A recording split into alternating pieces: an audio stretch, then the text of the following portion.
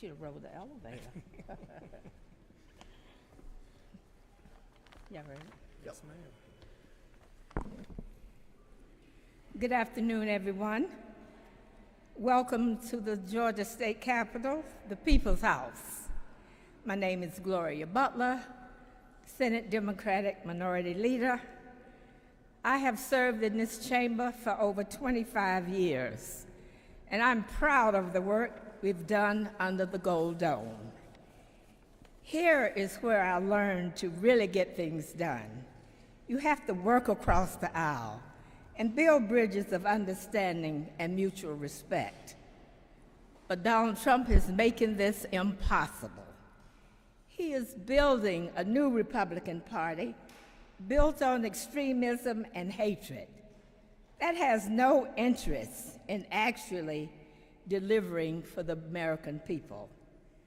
We are gathered in the great state of Georgia today because there are some brave individuals who still believe in the power of bipartisanship and the importance of defending our democracy. And we're coming together to lay out the stakes of this election for Georgians and Americans everywhere. The choice is clear. Joe Biden is fighting for our freedom and democracy, and Donald Trump is running a campaign of revenge and retribution in service of himself. As I stated, the choice is clear. Now, it's my honor to turn things over to Congressman Adam Kinzinger.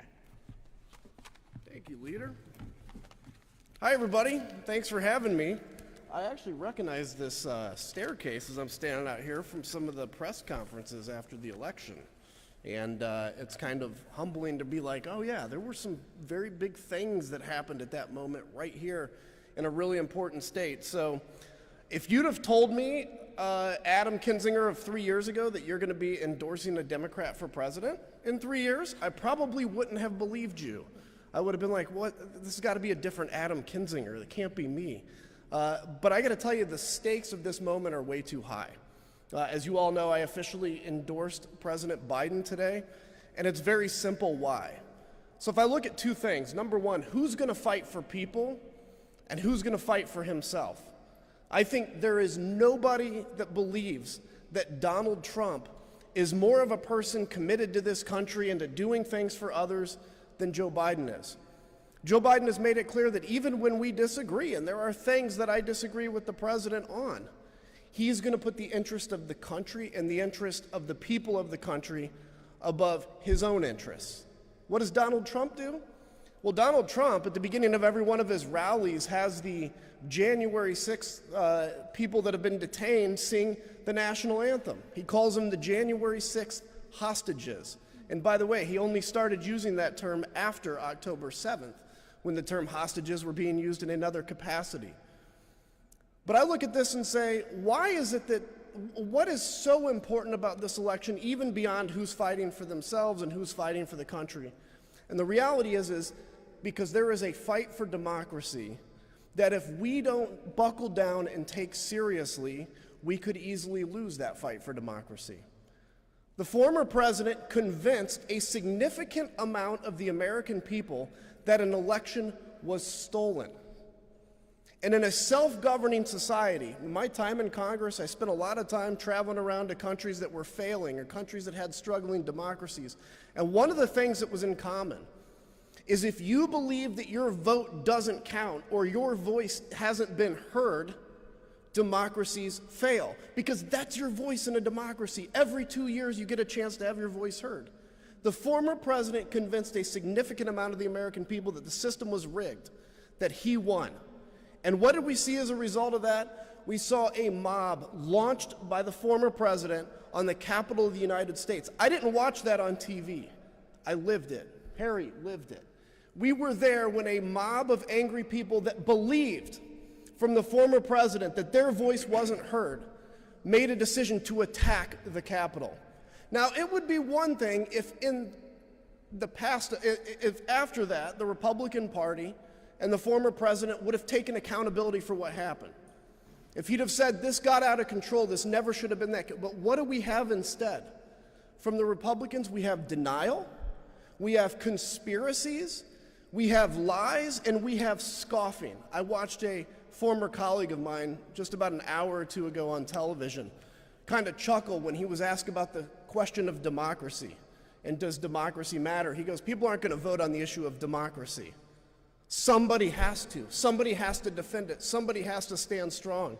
And I've got to tell you, in November, there is one man running for re-election, of two men running for re-election, that cares about the future of this country and cares about democracy, and that's Joe Biden.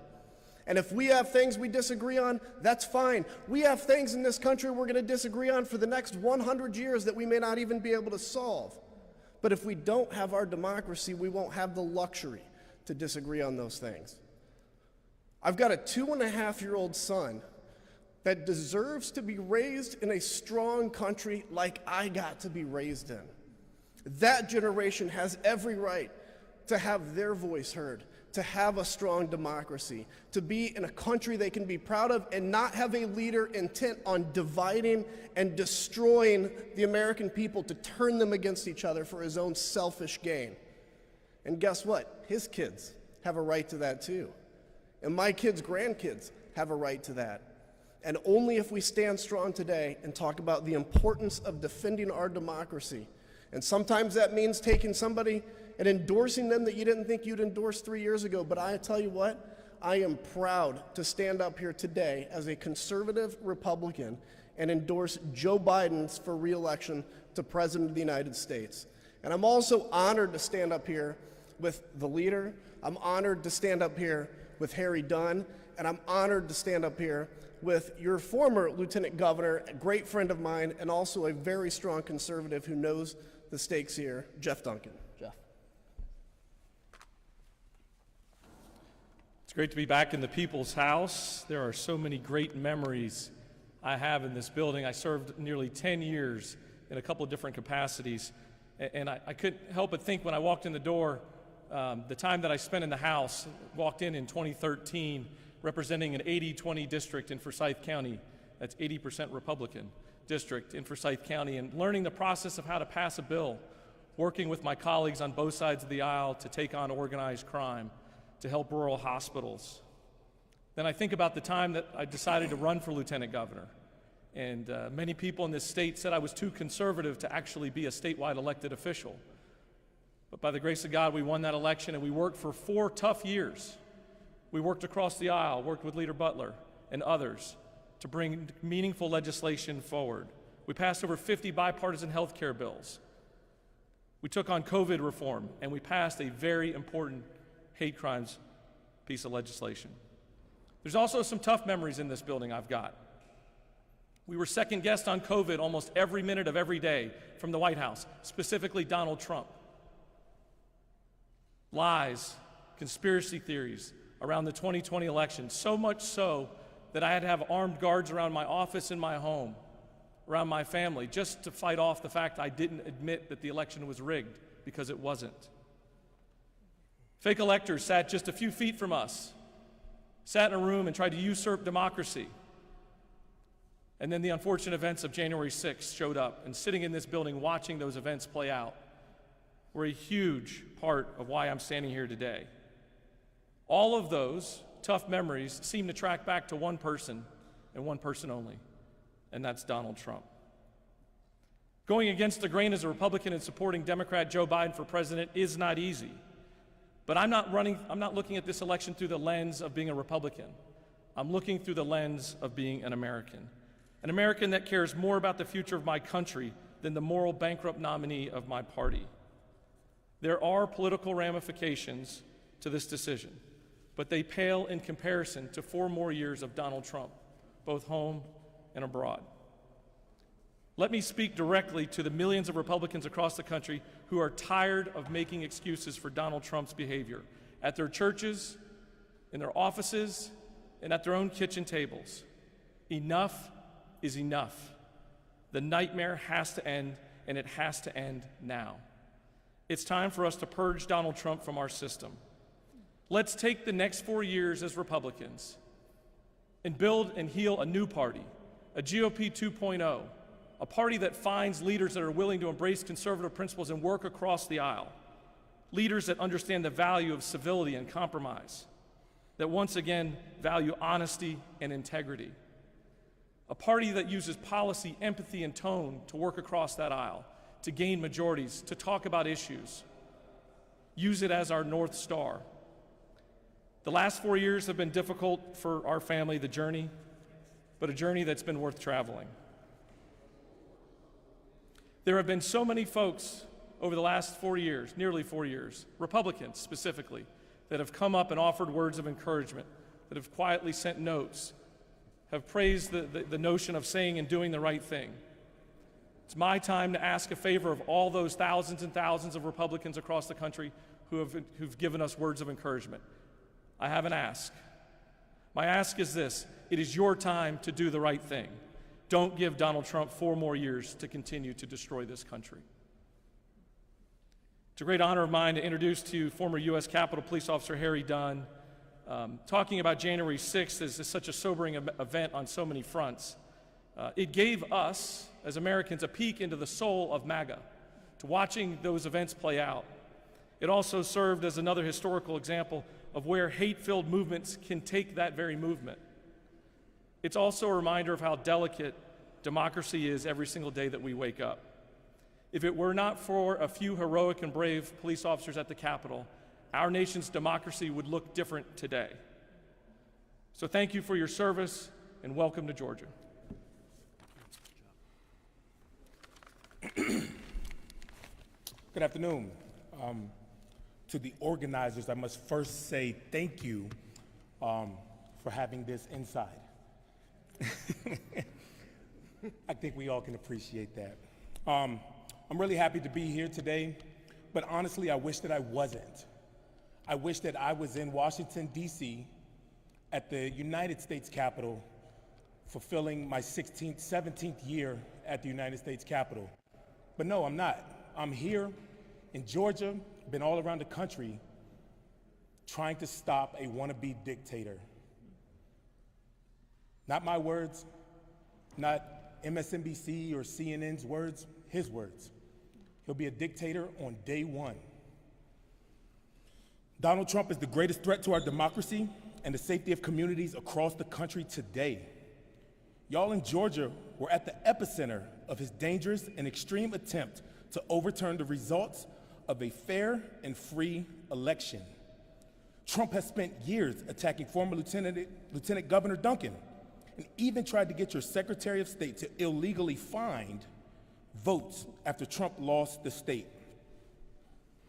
After leaving the White House, Trump has encouraged and continues to encourage political violence.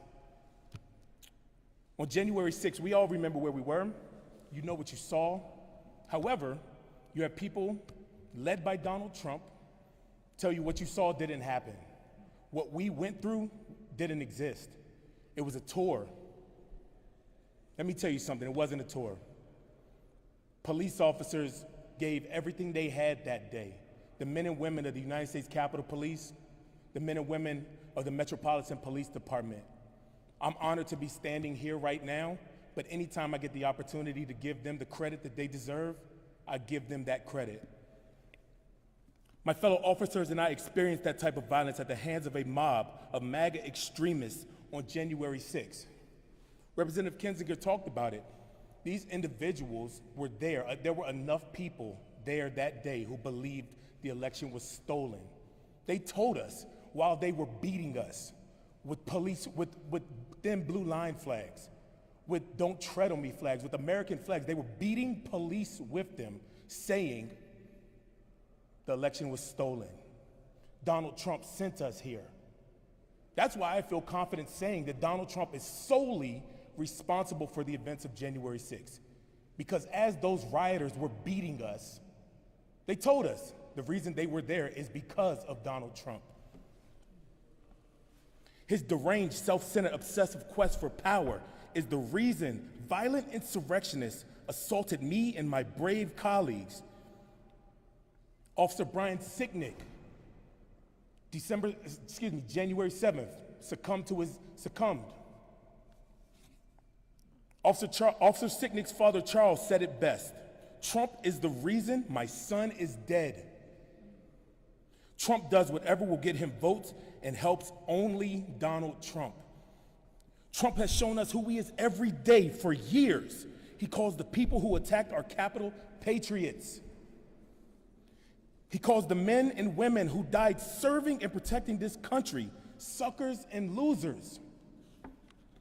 He constantly echoes the words of dictators and invokes the language of Nazi Germany, embracing political violence, pledging, like I said, to rule as a dictator on day one, and warning of a bloodbath if he loses. Now, people have said he didn't mean it like that, or, well, that's just bluster or locker room talk. He has told us over and over again what he says, and it's up to us. We only have ourselves to blame if we allow him back in the White House again. He doesn't deserve the benefit of the doubt. Oh, he meant this. He tells us what he means. The stakes of this election are too high. Even lifelong Republicans are putting aside their party and supporting President Biden. I'm so proud to be here alongside Congressman Kinzinger, who also saw the effect of Donald Trump's encouragement of political violence. I'm really happy to be here with you, man. It means a lot to me. Congressman Kinzinger was on the January 6th committee and heard from hundreds of us who were there when Donald Trump inspired a violent mob to attack the Capitol. Unlike Trump, Adams' loyalty doesn't lie with a political party. It's to the nation he swore an oath to protect, and that's why he's here today.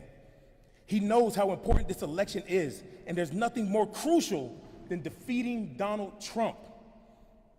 This election is a choice between Joe Biden, who will preserve our democracy, our Constitution, our freedoms, and Donald Trump, who is a fundamental threat to our democracy and our country. Americans need to wake up. This is not a drill. Donald Trump is the single greatest threat to the United States of America in a generation. We're sitting here waiting for the Supreme Court to render decisions about immunity. These institutions that I totally believe are worth protecting, are worth fighting for. These institutions aren't going to save us from Donald Trump. It's going to take the American people to once and for all reject Donald Trump at the ballot box in November. And that's how we win. With that, I turn it back over to Adam Kinzinger.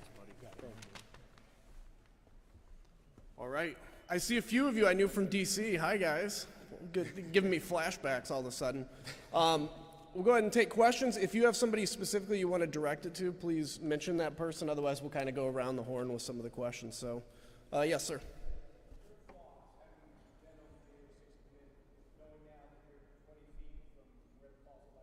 Yeah.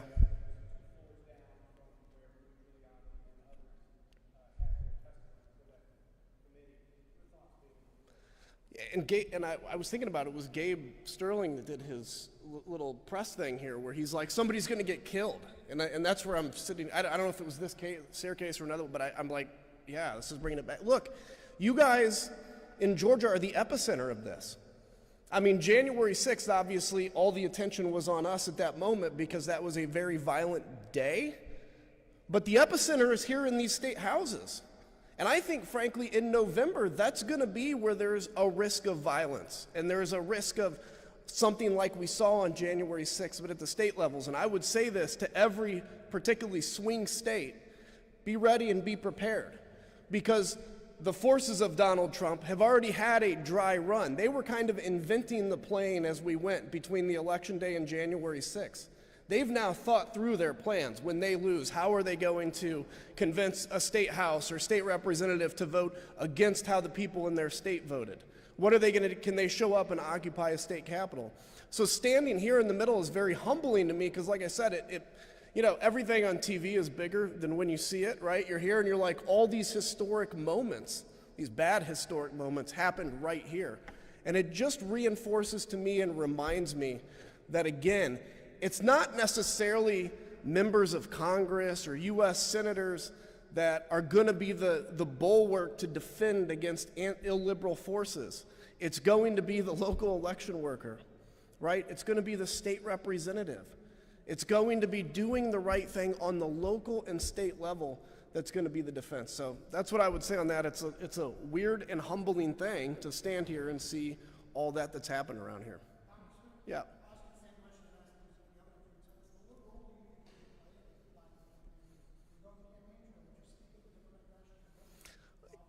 Yeah, well, look, we haven't talked about specifics yet. This is all we've talked about is this process of endorsement. And look, I'd be willing to do whatever is necessary to help ensure that Joe Biden wins. But on top of that, to tell the Republicans, the 20%, we'll call them Haley voters for lack of a better term, the 78,000, I think, Republicans in Georgia that voted against Donald Trump, even though Nikki Haley was out of the race, to tell those people it's okay. We've become a country where our political stripes have become our identity. And it's really hard to shed your identity because that's everything you believe about yourself. But our identity has to be, as I believe it was you, one of you two said, our identity has to be Americans. It was you. It has to be that we are Americans who defend democracy. So whatever the campaign asking me, certainly I'd be open to doing it. I want to make sure that Republicans particularly understand you don't have to agree with everything Joe Biden says. You probably don't agree with everything Donald Trump says. And by the way, you probably don't agree with everything your spouse says. But this is about defending the greatest country in the world. My grandfather stared down the Nazis in World War II. He went in just after Normandy. He could never talk about his experiences. I remember once at the Thanksgiving dinner table, I tried to talk to him and he just started crying. That's the extent of what I could get out of him. I think about what that generation and my grandfather and my generation in the post 9/11 wars has given, literally the ultimate sacrifice for this country. It is not much of a sacrifice for Republicans to say, I'll vote Democratic this year to defend the very same cause. So whatever role that takes, I'll take it because to me, I've said this and all you guys that follow politics, every 2 years it's the most important election of our lifetime. This actually is the most important election of our lifetime.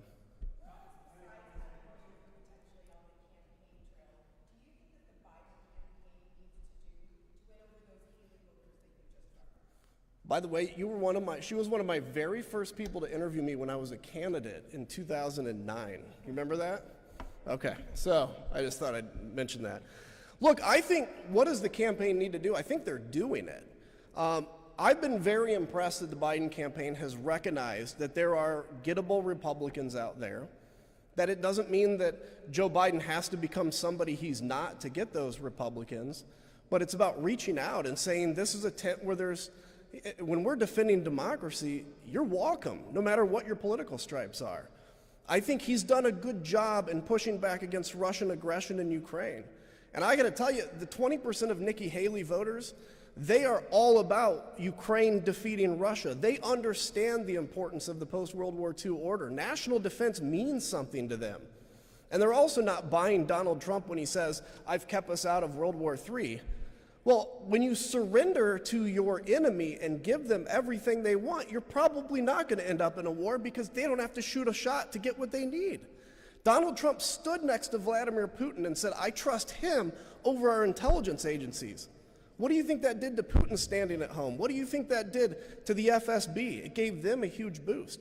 So I think Joe Biden showing his commitment to strong national defense, showing his commitment to democracy, and showing, frankly, that you're welcome, even if you're still a Republican, is a huge thing.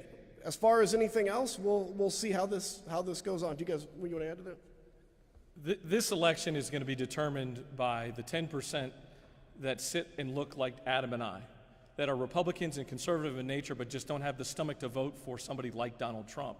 They just have enough moral character in themselves to not gravitate towards him and his life in the gutter.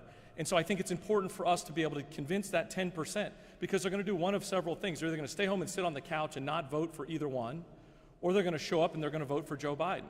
And I think the opportunity here is, as a Republican, that we plan to have our party back to where it works and functions and operates and negotiates with Democrats and works with compromise. But to get that back, it has to be to get rid of Donald Trump. We've got to get rid of him. And I think for now, the Biden campaign is doing a good job of reaching out for individuals that look like us and talk like us and think like us and have campaigned as conservatives. But I think there's additional olive branches. I think in looking at how we talk about this economy, because this is all going to come down to the economy, being sensitive to be able to talk about both sides of the economy, which President Biden is doing. There's two sides. Some people wake up today and it's the worst economy they've ever faced. They can't afford rent or houses or groceries. Some are waking up in the greatest economy ever because their houses are worth more and their 401ks are worth more. So being sensitive to talk to both parts of that. And you're starting to see that messaging come out and abroad. The reality is this, Donald Trump can talk about all the spending and all the debt that Joe Biden has had on his almost 4 years of watch. Donald Trump spent $8 trillion we didn't have, right? He spent it because, and it wasn't just COVID related, he spent it because he was trying to buy off constituencies from coast to coast. And so Donald Trump shows up as a fake Republican. My job, Adam's job, and others that are trying to take on this mantle and give air cover to the millions of Republicans that don't want to vote for Donald Trump. They don't even want to like Donald Trump. And you said this the other night on TV, in 10 years, you'll be hard-pressed to find a Republican that even admits they voted for Donald Trump.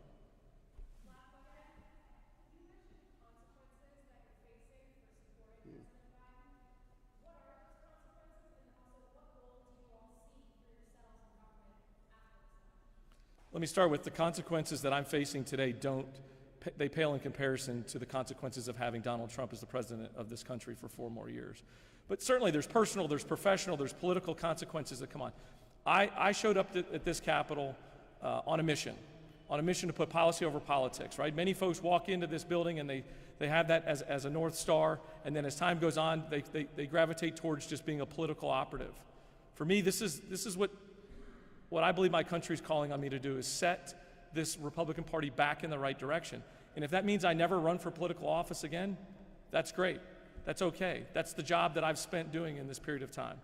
But if it opens up a door in the future opportunities and the Republican Party gets back on its feet, absolutely, I'll look to run for office again.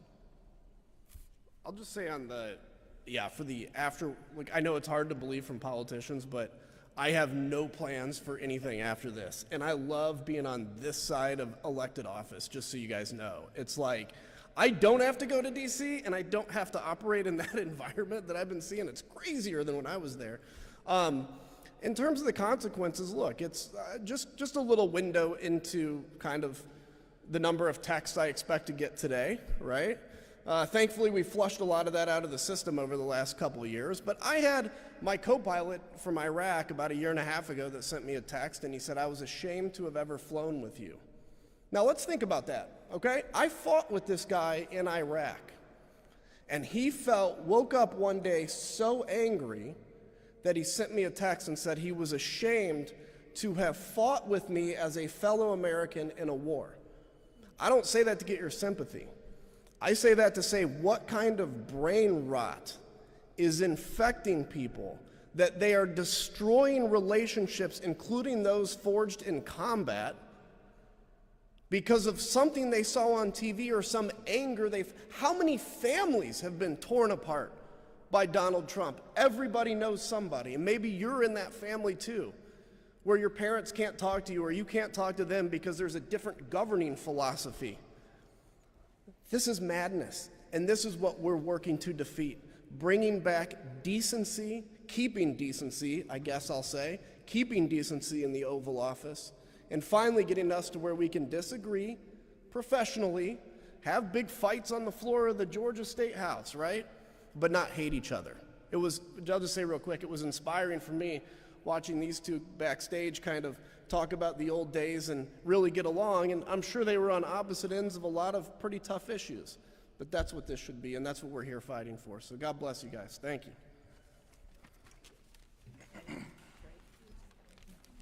Hey.